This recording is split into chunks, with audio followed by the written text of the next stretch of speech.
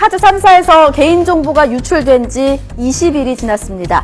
사상 최대의 개인정보 유출 사고가 터진 해당 카드사는 지난 21일부터 고객에게 이메일이나 우편으로 유출 사실을 개별 통지하겠다고 밝혔는데요. 혹시 이메일이나 우편으로 통지 받으신 분 계십니까? 저도 아직 못 받았는데요. 표 보시면 이해할 수 있습니다.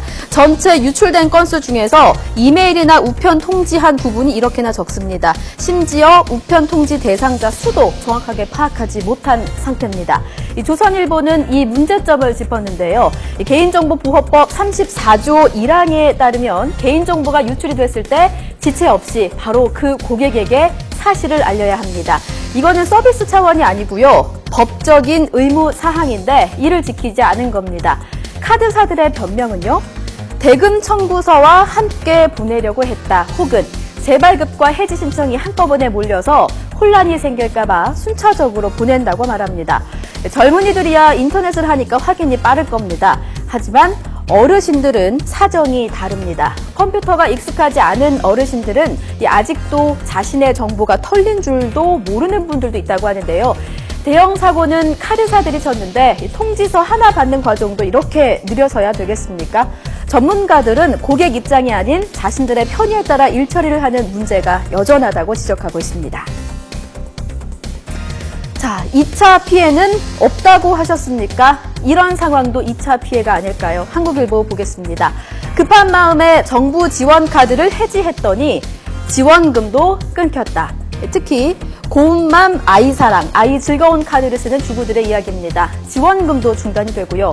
재발급을 받는 데는 2주나 걸린다고 합니다. 정부 지원 받으려고 카드 발급했다가 되레 정보 유출로 피해를 봤다면서 분통을 터뜨리는 주부들도 있습니다.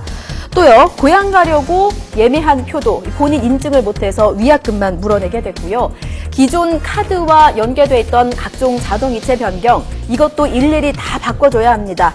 혹여나 깜빡하고 놓치게 되면요, 연체금까지 물어야 하니까 이 피해는 고스란히 고객이 떠맡는 셈입니다. 이게 피해가 아니라면 도대체 무엇을 피해라고 말씀하시겠습니까? 동아일보입니다. 예보. 앞으로는 날씨뿐만이 아니라 범죄 가능성도 미리 알 수 있게 됩니다. 그러니까 하굣길에 아이에게 전화를 걸어서요. 오늘은 내가 평소 다니는 길 말고 범죄 발생 가능성이 낮은 공원 옆길로 돌아서 와라. 이렇게 말할 수 있게 된 겁니다. 경찰이 내년부터 매일 시간대별로 범죄 예보를 합니다. 지도 보실까요? 이게 예시입니다만 붉은색에 가까울수록 범죄 위험이 높은 곳, 그리고 푸른색에 가까운 곳은 상대적으로 안전한 곳입니다. 범죄가 한번 일어났던 곳에서 또 일어날 가능성이 높다는 데 착안한 건데요. 지리 프로파일링을 통해서 살인 같은 중대 범죄 발생 개연성을 알리는 겁니다.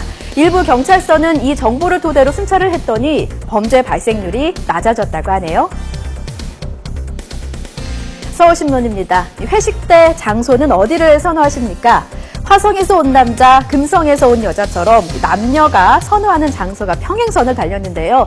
남자는 고깃집, 여자는 샐러드바를 선호했습니다. 술도 종류가 좀 다릅니다. 남자는 고기에 소주, 맥주, 막걸리를 마시고요.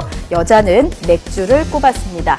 이러다 보니까요, 주류 섭취량은 남자가 여자보다 4배나 높았고요. 여자가 남자보다 영양 섭취가 2배 부족한 것으로 조사됐습니다.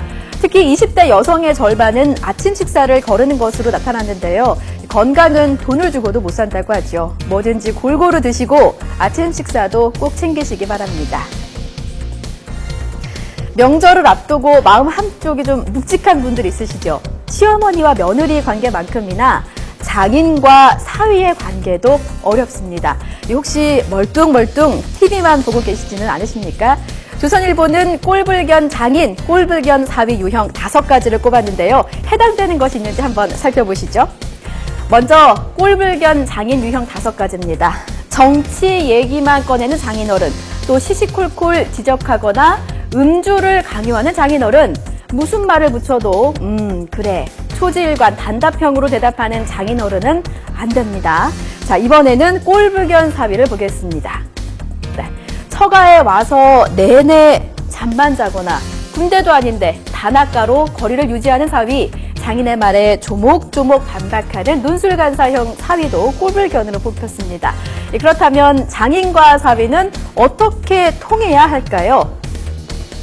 우선 장인은요, 삶의 방식을 지적하고 강요를 하지 말아야 하고요. 특히 종교나 정치 얘기도 분위기에 찬물을 끼얹을 수 있습니다. 사위는요, 장인이 지나간 세월, 나 참 잘 살아왔다 이렇게 느끼실 수 있게 자랑할 만한 이야기를 물으라고 전문가는 조언합니다. 그리고 불화의 씨앗은 뿌리지 말아야겠죠. 팔불출 소리를 듣더라도 아내 자랑을 한껏 늘어놓으시기 바랍니다. 행복한 설 명절 보내십시오.